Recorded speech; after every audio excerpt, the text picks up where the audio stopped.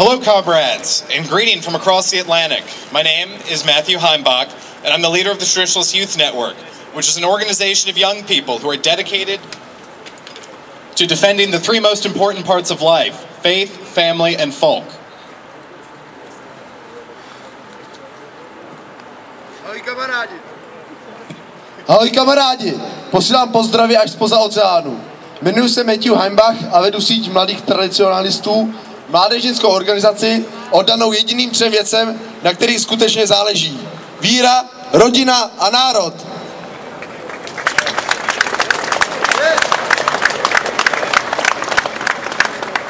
We organize on university campuses in America to promote traditional values, European identity, and to carry the flame of our ancestors to the next generation. Organizujeme se na univerzitní půdě v Americe, abychom zastávali tradiční hodnoty, evropskou identitu a také, abychom předali plamen našich předků dalším generacím. Here we stand on the anniversary of the end of communist rule here in the Czech Republic, and it is astounding to me on how many similarities there are between the political situation in America and the political situation in the Czech Republic. Our globalist leaders have promised us change, and indeed we got change, but that change was aimed at undermining and destroying our culture, our people, and our faith, not helping us. Stojíme zde v České republice ve výročí konce komunistické éry a je neuvěřitelné, kolik podobností vidíme v České republice a ve Spojených státech. Naši politici slibují změnu a změn jsme se skutečně dočkali. Změny, které ničí naši kulturu, naše národy a naši víru. Now that communism has fallen in Europe, the Marxists have simply renamed themselves Social Democrats or fallen under left-leaning labels, but they are still the same enemies of our people that they were in generations past. Komunisté se možná mění si svá jména, ale jsou to stále ti samí lidé. Marxisté, kteří se snaží zničit naši budoucnost. In America, almost all politicians say they speak for the people, but instead they strive to open up our borders to foreigners with incompatible cultures and religions to our own, to send our men and women to die in endless wars for globalist bankers and occupations of foreign lands, and to work to enrich themselves at the expense of our folk. V Americe marxisté vytváří války. Války, které se stávají nástrojem, aby naši nejstatečnější a nejlepší se vyvraždili navzájem. Cílem těchto válek je vytvořit zisk a zároveň zničit naši schopnost klást odpor jejich plánům na světovládu.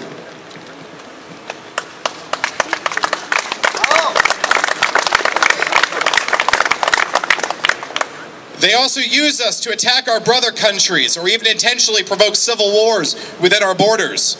For too long, the elites have actively encouraged hatred and animosity between the brothers and sisters of Europe, from within our own homelands and between different nations, by keeping us divorced from our families, our communities, our faith, and our extended ethnic family.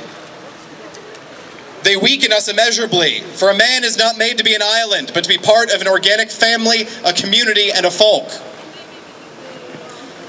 Evropané v Evropě jsou zahnáni do kouta a zrádci z našich vlastních řad jsou jednotně rozhodnutí nás zničit, a proto se musíme také sjednotit a postavit se jim na odpor.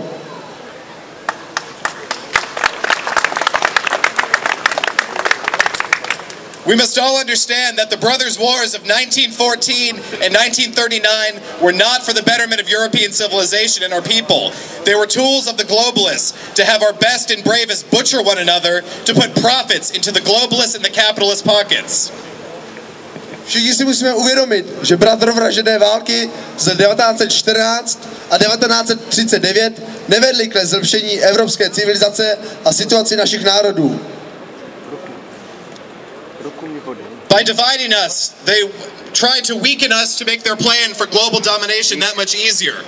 Europeans in Europe and in the diaspora have our backs against the wall, as traitors within our own ranks and nefarious groups in positions of power are united to destroy us. And that is why we must fight as one to destroy them.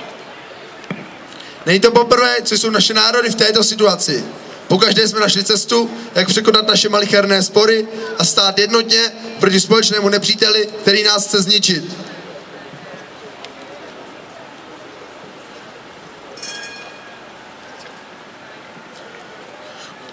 Just as the Crusaders came together under the banner of the cross from different nations to fight the common enemy of Islam, so we must band together against our modern foes. This is not the first time that the people of Europe have been in this situation. And when put with our backs to the walls in situations as dire as these, we always find a way to overcome our differences and to stand and fight united as brothers and sisters against those who wish to enslave and subjugate us for the cause of globalization. At Tours, at Vienna, in the Reconquista of Christian Spain, and in countless other examples, our people have always triumphed when we transcend selfishness and willingly offer life, limb, and spirit to our people, our culture, and our God. The Cold War ended in a supposed victory for the forces of freedom, democracy, and capitalism. This victory that the media told us was for the people was simply another ruse from the elite to keep us distracted, disoriented, and divided. In Europe, the communists simply changed their political affiliation. And in America, our politicians drape themselves in the American flag as they betray us at every turn. Studená válka skončila takzvaným vítězstvím sil svobody, demokracie a kapitalismu. Tyto hodnoty nás ale ve skutečnosti ničí. The Czech people went from being under the boot heel of Moscow to now being under the boot heel of Brussels with the European Union. Just as in America, our states lost our sovereignty that were stolen from us by our tyrannical federal government. Corporate interests and lobbyists have bought power in our system using bribery, lies, and manipulation to loot our natural resources and destroy our land. They pollute our rivers, our skies are filled with soot, and our people are left destitute on the land that our ancestors built. Both Americans and Czechs are facing a battle not for political power or for money, but for the very survival of our people, our way of life, and for our very souls. Národní korporace a různí lobbysté si koupili moc skrz úplatky, lži a manipulace za účelem vyždímání našich přírodních zdrojů a zničení naší země. Naše řeky jsou znečišťovány jedem, obloha zamořována sazemi, naši lidé jsou necháni bez prostředků v zemi, kterou budovali generace jejich předků. Jak Češi, tak Američané čelí boji o holé přežití. The root of our enemy's power is found in capitalism and unrestrained materialism, using trinkets made in cheap Chinese sweatshops and fancy graphics on our televisions to put our people into a slumber.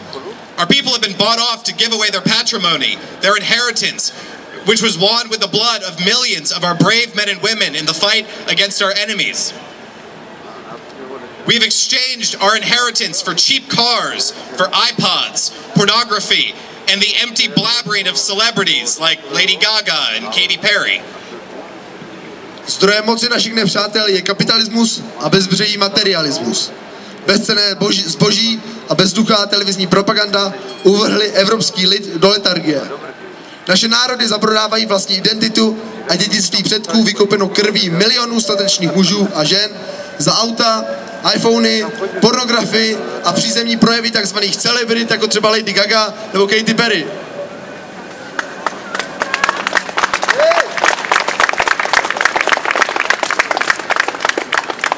In Europe and America, degeneracy is praised as the new normal. Sin is now viewed as virtue, and those who support traditional values such as ourselves are attacked on every front. But fear not, comrades, because united we can never be defeated. V Evropě a Americe je oslavován úpadek jako norma. Na hřích je pohlíženo jako nacnost a ti, co uznávají tradiční hodnoty, jsou napadáni ze všech stran. Ale nebojte se, kamarádi, sjednocené evropské národy nemůžou být nikdy poraženy.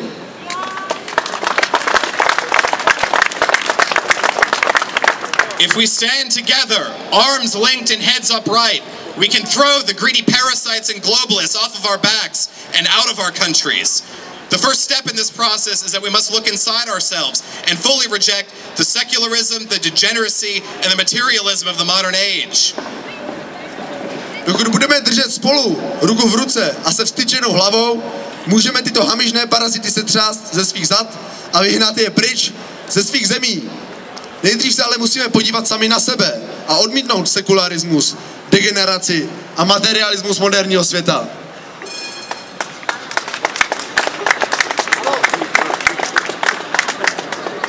The false god of secularism that works to break our tie to our people's faith. Our traditions and our people must be overthrown and destroyed, because this is not a god, but a demon who poisons our people's minds and souls. We must break the chains of addiction that hold us in bondage to the globalists and return to organic folkish culture, to our own kith and kin, our blood and our soil, the very thing that makes us who we are as Europeans, our faith, our family, and our folk. Falešní bohové sekularismu, kteří se snaží zpřetrhat naše vazby k Bohu, musí být svrženi a zničeni. To totiž není Bůh, ale ďábel, který otravuje naše mysli a duše. Musíme zničit tyto pouta, která nás drží v pasti materialismu, a vrátit se k organické lidové kultuře.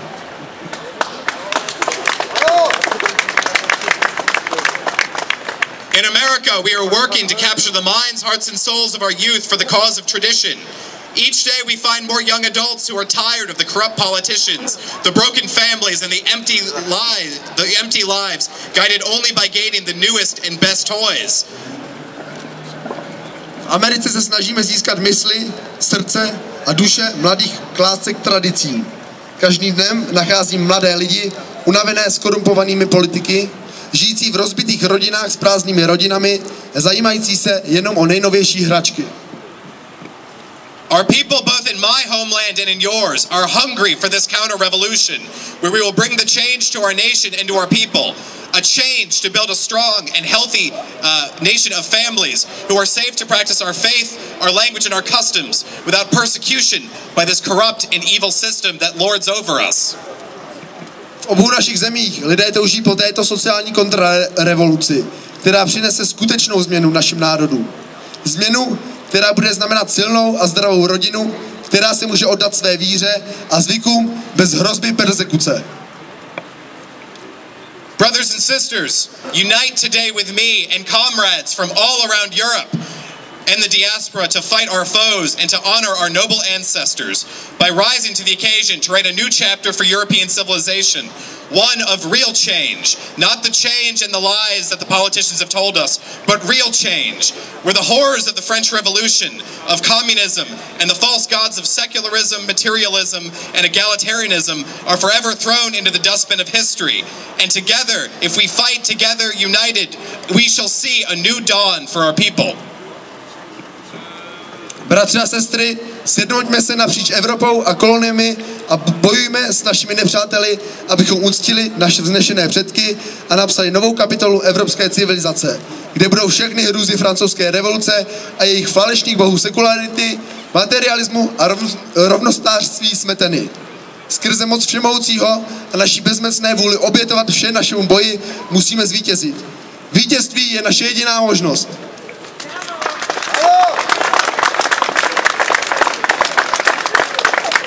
Comrades, it truly is an honor to be able to spend this day with you and know that the day of our people is coming. The pendulum is swinging in our direction, and when we fight together, we will win. Hail victory! Kamarádi, jsem rád, že jsem s vámi dnes mohl být tento den. Je nás možná málo, ale bude nás víc. A ubíráme se správným směrem. Vítězství, zdar!